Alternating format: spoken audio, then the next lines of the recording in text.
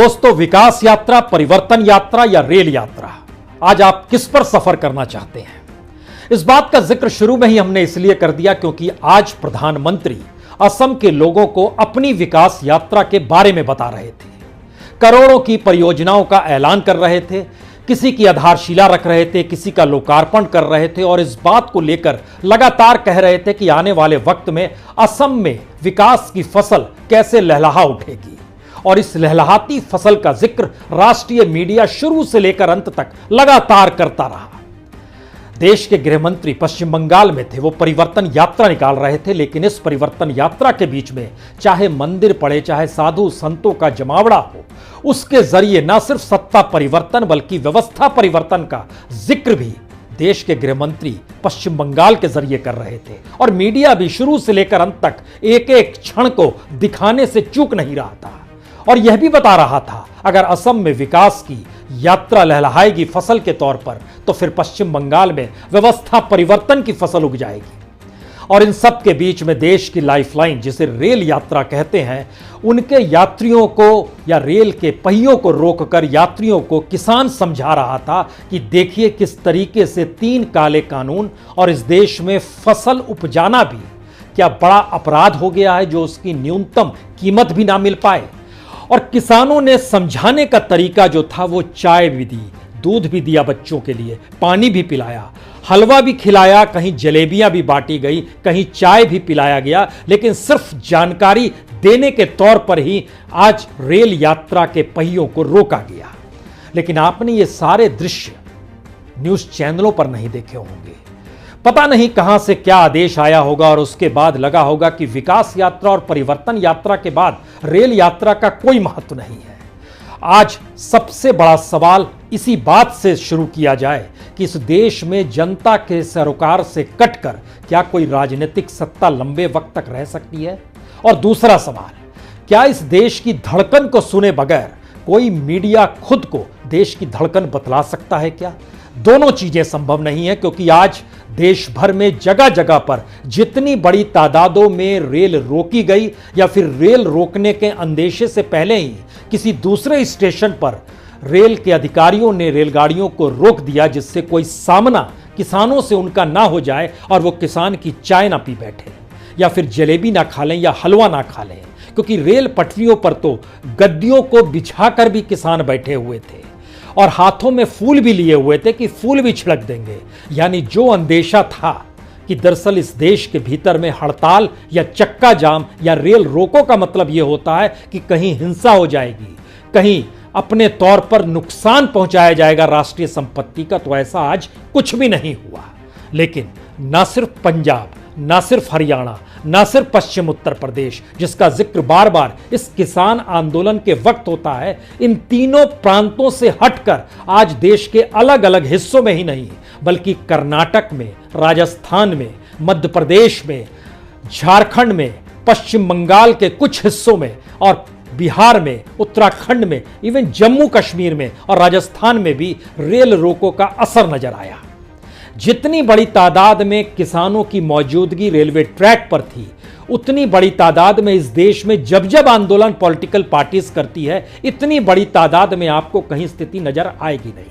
हमें लगता है कुछ नजारों से बात शुरू करते हैं, जिसके बाद आप समझ पाएंगे क्यों प्रधानमंत्री की अपनी विकास यात्रा, क्यों पश्चिम बंगाल को लेकर बीजेपी की अपनी परिवर्तन यात्रा और क्यों मीडिया का देश के प्रधानमंत्री और गृह मंत्री को दिखाने का जो जुनून है वह इस देश की नब्ज से कट चुका है, इस देश की मुख्यधारा की सोच से कट चुका है। क्योंकि इस देश के भीतर का सच क्या, जरा इन दृश्यों को देखिए और उसके बाद समझ पाइए कि अलग अलग जगहों पर किस तरह की स्थितियां आज रेल रोको के दौर में बनी थी।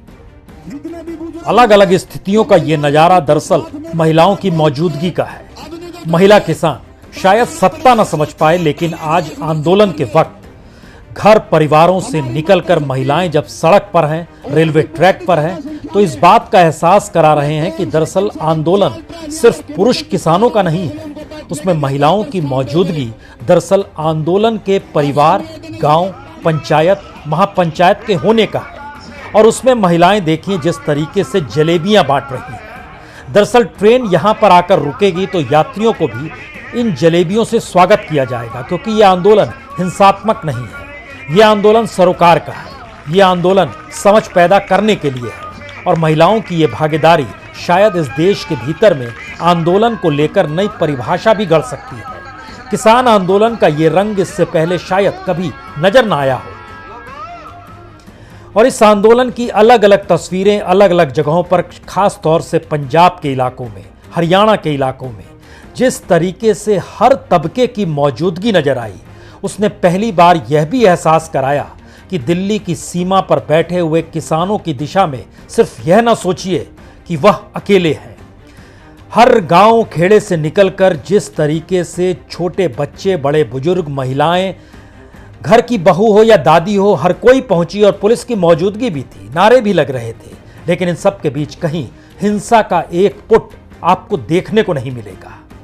आक्रोश जरूर था, नारों में जोश जरूर था, लेकिन ट्रैक पर बैठे हुए लेट कर, ये पटना का इलाका है, वहां पर देखिए ट्रैक पर ही युवा बैठ गए। युवा किसान हो ना हो, लेकिन उनके भीतर कई सवाल हैं इस देश को लेकर, इस देश की व्यवस्था को लेकर, खास तौर से जब अर्थव्यवस्था डिरेल्ड हो चली है, वो पटरी से उतर चुकी है, रोजगार बच नहीं पा रहे हैं, महंगाई बढ़ती जा रही है। तो ऐसे में हर तबका क्या करे? इस देश के भीतर में फैलते आंदोलनों के साथ अगर वो खड़ा ना होगा तो कब खड़ा होगा? और ये हालत अगर रेलवे ट्रैक पर बैठने की है तो गांव के भीतर भी कोई बहुत बेहतरीन स्थिति सरकार की इकोनॉमी ने पैदा नहीं की है और शायद इस देश में एक दूसरे से जुड़ते हुए आंदोलन एक नई दिशा निर्धारित कर सकता है। और शायद तभी तो पुलिस की मौजूदगी भी है, रक्षा बलों की मौजूदगी है, खास तौर से रेलवे प्रोटेक्शन फोर्स की मौजूदगी रही, लेकिन सब कुछ शांतिपूर्ण तरीके से चलता रहा। रेलगाड़ियां आईं, रुकी, संवाद हुआ, कुछ को चाय पिलाई गई, दूध दिया गया, जलेबियां खिलाई गई, हलवा भी खिलाया गया, फूल भी बरसाए गए और इन सब के बीच आंदोलन अपनी तर्ज पर चलता रहा। इस तरीके का कतई विरोध नहीं था जो राजनीतिक पार्टियों के विरोध आंदोलन के वक्त नजर आता है। ये एक ऐसा आंदोलन है जिसमें साथ जुड़ने की उम्मीद है। ये एक ऐसा आंदोलन है जिसमें हाथ से हाथ अगर लोग थाम लें तो फिर सरकार को काले कानून जिसे किसान कह रहे हैं वो वापस लेना ही पड़ेगा। ये कौन सा दबाव है? पूंजी का दबाव है, अंतर्राष्ट्रीय दबाव है, या फिर इस देश की इकोनॉमी को ना संभाल पाने की स्थितियों को लेकर यह आंदोलन है? तो देश भर के 50 जगहों पर बड़ी तादाद में किसानों की मौजूदगी अलग अलग स्टेशनों पर नजर आई। तकरीबन 37 से ज्यादा ट्रेनें सीधे तौर पर प्रभावित भी हुई, लेकिन जो नज़ारा अलग अलग राज्यों के अलग अलग रेलवे स्टेशनों पर था, चाहे वह अंबाला का रेलवे स्टेशन हो, चाहे जिंद का रेलवे स्टेशन हो जहां पर महिलाएं ही सामने आकर खड़ी हो गई थी, या फिर कुरुक्षेत्र में जहां पर गीता जयंती एक्सप्रेस को रोका गया, सोनीपत में ट्रेन को रोका गया, रोहतक में रोका गया, पानीपत में पश्चिम एक्सप्रेस को रोका गया, पलवल में रोका गया, बहादुरगढ़, रेवाड़ी, तमाम जगहों पर मौजूदगी थी। ये सारे के सारे इलाके हरियाणा के हैं। पंजाब के इलाकों में पटियाला, संगरूर, भटिंडा, फरीदकोट, मुक्तसर, फजिल्का, मोगा, जालंधर, तरन तारण, अमृतसर, फतेहगढ़, इन तमाम जगहों पर रेलगाड़ियों को रोका गया। इसके ठीक समानांतर उत्तर प्रदेश के भीतर भी हापुड़ का इलाका, मेरठ का इलाका, सहारनपुर का इलाका, मोदीनगर का इलाका, यहां तक कि पूर्वी उत्तर प्रदेश में भी रेलगाड़ियों को रोका गया। इतना ही नहीं, पटना, रांची, बेंगलोर, राजस्थान में जयपुर का इलाका खास तौर से रेलगाड़ियों को रोकने से प्रभावित रहा। कई रेलगाड़ियों के भीतर जब किसान पहुंचे तो पहले उन्होंने फूल बरसाए, जो बच्चे रो रहे थे उनके हाथों में दूध दिए, पानी भी पिलाया। कई जगहों पर हलवा रेलवे स्टेशन पर ही बनाया जा रहा था, हलवा भी बांटा गया, जलेबियां भी खिलाई गई। ये सारे मैसेज क्या हैं? ये मैसेज है कि इस देश की स्थितियों में आंदोलन का जो चेहरा, जिसे बार बार हर राजनीतिक सत्ता कहती थी यह इस देश के खिलाफ है, लगता ऐसा था जैसे ब्रिटिश हुकूमत है और इस देश में आंदोलन करने वाले लोग दरअसल उस हुकूमत को उखाड़ फेंकना चाहते हैं। जी नहीं, ये देश इस किसानों का ही है और लोग भी इसी देश के हैं। इसका एहसास आज रेल रोको आंदोलन के वक्त खुलकर नजर आया। ये एक ऐसा नजारा था जिसमें 3 कानून वापस लेने की परिस्थितियों में क्यों किसान खेत छोड़कर सड़क पर बैठा हुआ है, इसका संवाद भी हो रहा था।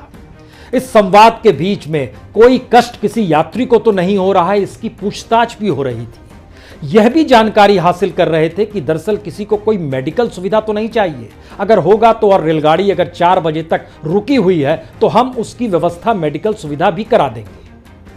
हालांकि रेलवे की तरफ से बहुत साफ तौर पर कहा गया कि हमने 20,000 से ज्यादा अधिकारियों की नियुक्ति कर दी है, जो खास तौर से रेलवे प्रोटेक्शन स्पेशल फोर्स होता है उसकी 20 कंपनियों को लगा दिया है। पंजाब में, हरियाणा में, उत्तर प्रदेश में इन जगहों पर लगाया गया है। लेकिन कहीं कोई हिंसा की नौबत नहीं आई, कहीं कोई बहुत बड़ी झड़प की स्थिति नहीं आई, और सब कुछ इतने सौहार्दपूर्ण वातावरण में होता रहा कि लगा कि आंदोलन करना इस देश की जरूरत इसलिए हो गई है क्योंकि जो इस इकोनॉमी की दिशा में यह सरकार बढ़ पड़ी है उसमें अब जनता को मानसिक तौर पर एक एक्सरसाइज करने की जरूरत है। वह इकोनॉमी उनके अनुकूल होगी या नहीं होगी।